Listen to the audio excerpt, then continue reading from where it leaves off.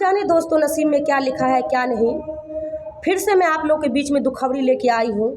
हमारे ससुराल में अक्सर देखने को सुनने को ये चीज़ मिलता है, एक आदमी इस दुनिया को अलविदा कह के चले जाते हैं तो उन्हीं के साथ में फिर से किसी को इस तरह की इस दुनिया को अलविदा कह के चले जाते हैं।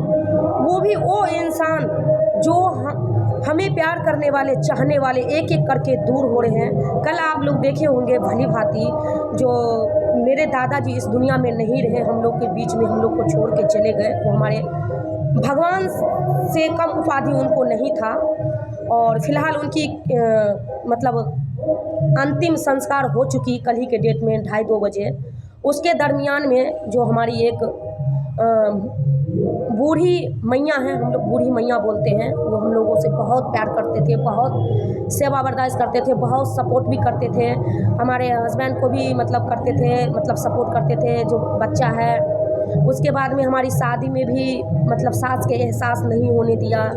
जो रस्म रीति रिवाज एक एक करके सब हम लोगों से दूर हो रहा है। समझ में नहीं आ रहा है हम लोग को कैसी अभागन निकले जो किसी का शक्ल नहीं देख पाए।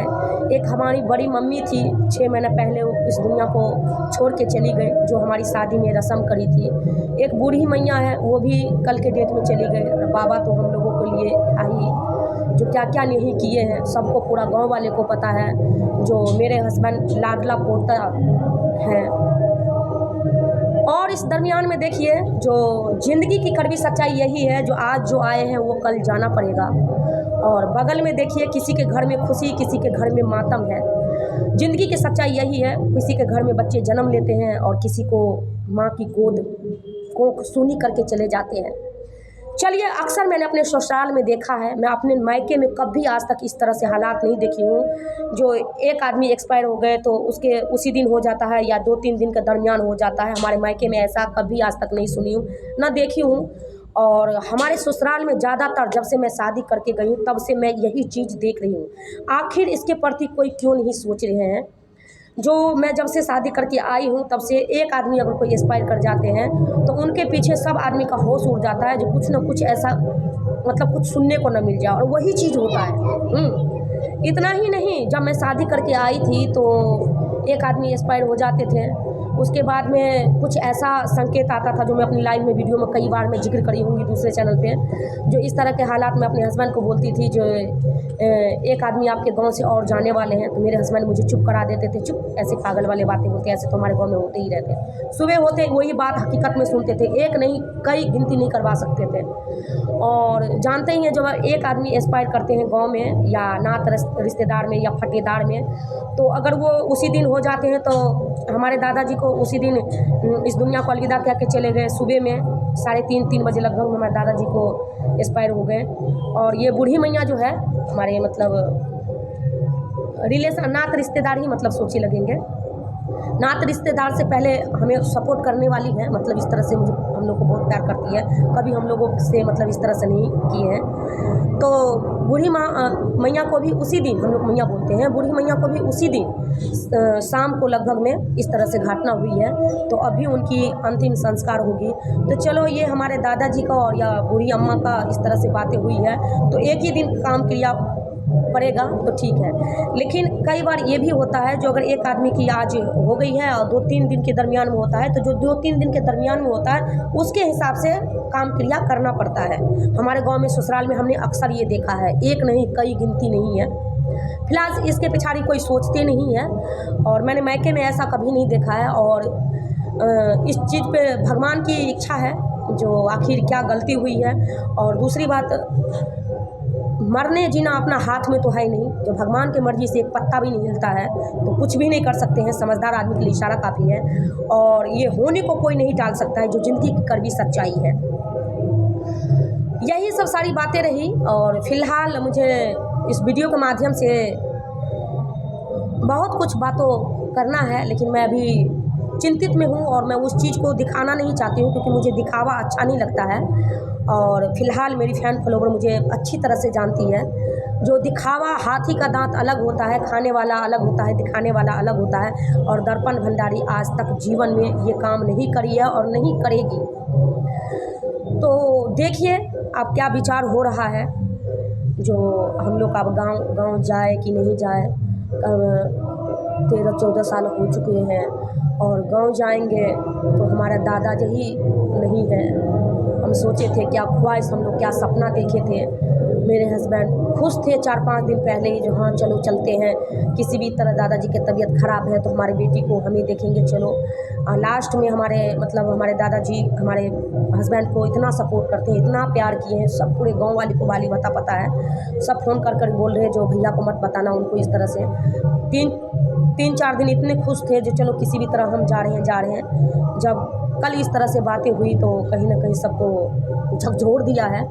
और लास्ट अंतिम समय में दादाजी भी जो है मेरे पति का ही नाम लेके हमेशा जिक्र करते थे, हमेशा नाम लेते थे, उन्हीं पे उनका मन था और हम लोग जा नहीं पाए। ऐसे अभागन है, क्या ही करें।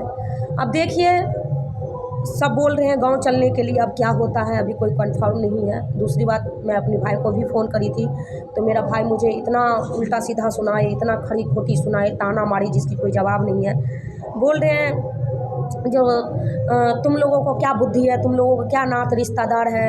एक बाबा इतना काली के पीछे, मेरे हस्बैंड का काली नाम है, कालीकांत भंडारी, काली के पीछे इतना बाबा परेशान थे, इतना सपोर्ट किए, इतना तुम लोगों को मतलब इस तरह से। और एक बूढ़ा इंसान को तुम लोग मिलने के लिए नहीं गए हो, तुम लोग को शर्म आनी चाहिए।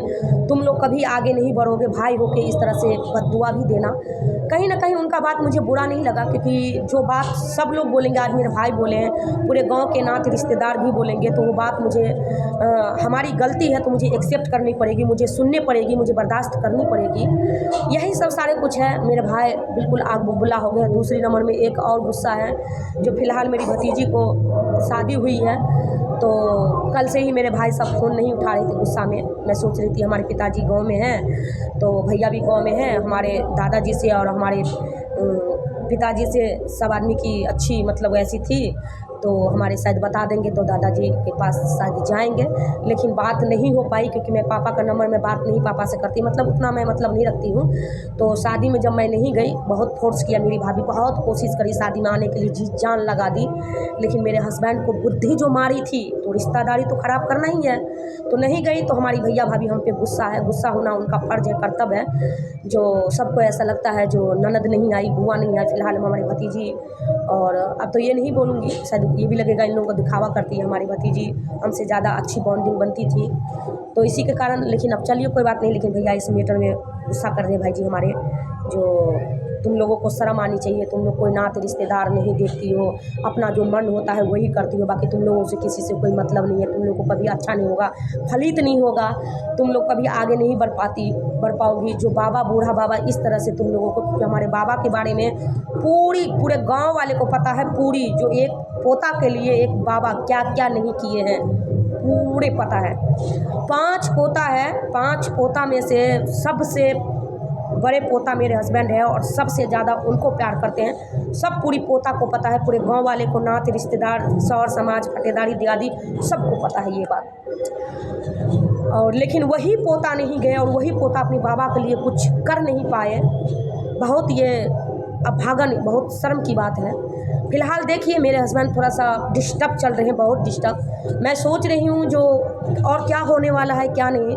2-3 दिन से उन्होंने खाना पीना सब छोड़ दिए हैं, कम्बल में मुड़िया कर के, जैसे कुछ बोलती हूँ तो ना कुछ बोलते हैं ना रोते हैं। रो लेना तो उनका तबीयत थोड़ा सा ठीक हो जाए। मैं इस वीडियो में बताने वाली नहीं थी, लेकिन मैं सोचती हूँ जो थोड़ा सा रो लेना तो वो थोड़ा सा इनका मन का हल्का हो जाएगा, क्योंकि उनको मतलब सदमा पड़ा है, आँख से आंसू नहीं निकल रही है और 2 दिन से कुछ खाना खा नहीं रहे हैं, कुछ बोल नहीं रहे हैं, समझ में नहीं आ रहा है। देखिए यही है, मैं अपने दादाजी के लिए और बूढ़ी मैया के लिए आप सभी से निवेदन करती हूँ, रिक्वेस्ट करती हूँ, प्लीज़ आप सब ओम शांति ज़रूर लिखना। और भगवान से हम विनती करते हैं जो हमारे दादाजी को और बूढ़ी मैया को आत्मा को शांति दे, आत्मा को शांति प्रदान करे, अपनी चरणों में ले।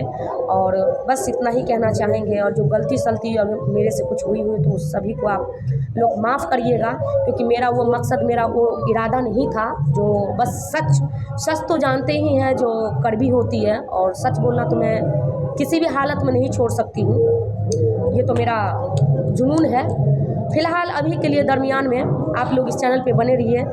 शायद मुझे लग रहा है मैं कोशिश कर रही हूँ जो मैं अपने हस्बैंड को गाँव ले जाऊँ, लास्ट अंतिम चरण में कम से कम पिंडदान भी अपने हाथों से कर पाए, बाबा को आत्मा को शांति मिले।